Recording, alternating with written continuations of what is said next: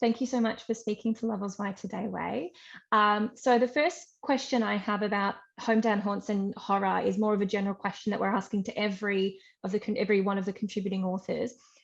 What to you as a writer from I guess a technical perspective is at the crux of horror and writing horror? Yeah, I think horror for me is something that shocks, something that is kind of has that kind of launches that guttural feeling of like, ooh, and it makes you cringe. I'm not personally a huge fan of horror, mostly because I consider myself chicken shit, in that most of the time when I'm reading horror, I'm like hiding behind my hands, except you can't do that when you're reading.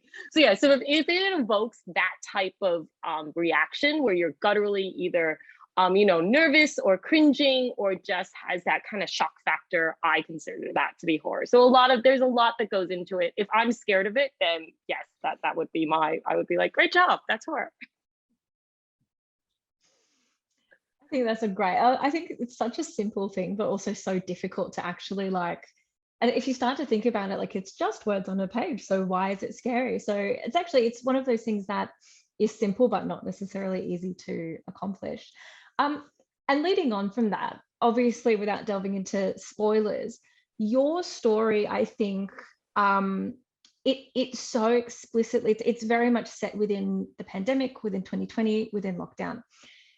And what I thought was really, really interesting is you found the horror, and not the horror of like, oh my God, we're locked inside, but the creepiness of being locked inside, of the menace of police prowling, of going outside, and the notion of a curfew. And I found that really, really interesting, especially as you didn't portray it in a way that was particularly, it was the backdrop to the setting, but it wasn't a comment against lockdowns or against curfew or against any of those measures.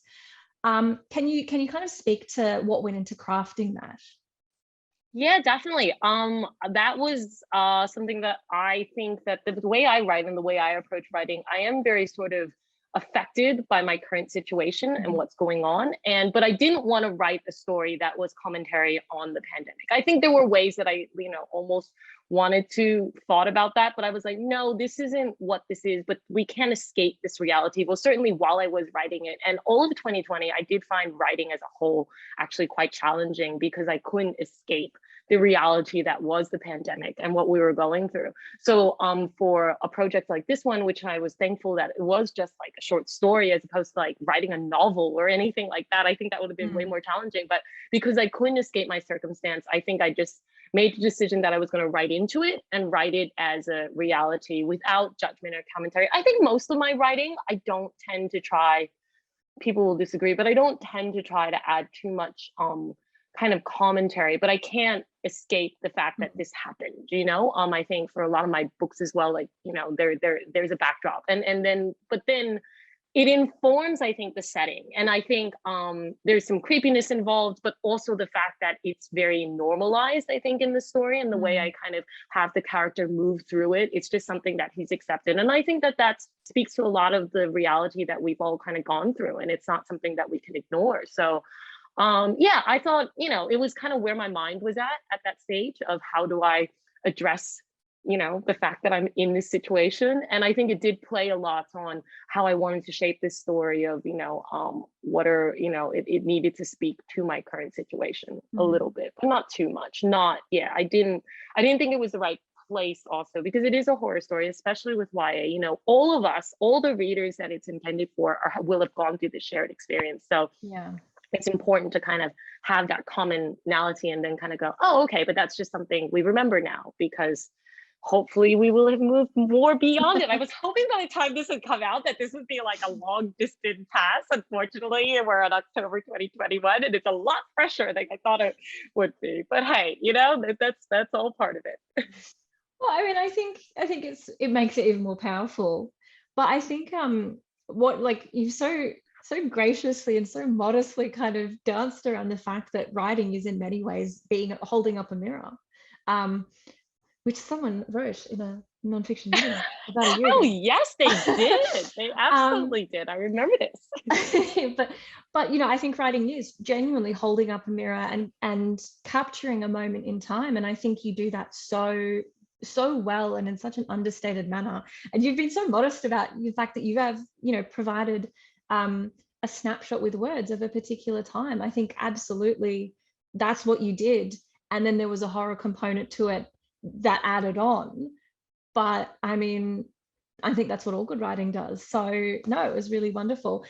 Now I have to ask a follow-up question, because you said 2020 you found it really hard to write. Does that mean that you're writing currently and there's potentially another way Chim on the horizon? We'll see. It's 2021 has been a little bit, 2021 comes with an asterisk of very many descriptions. Specifically, I spent a lot of 2021 sleeping in dirt.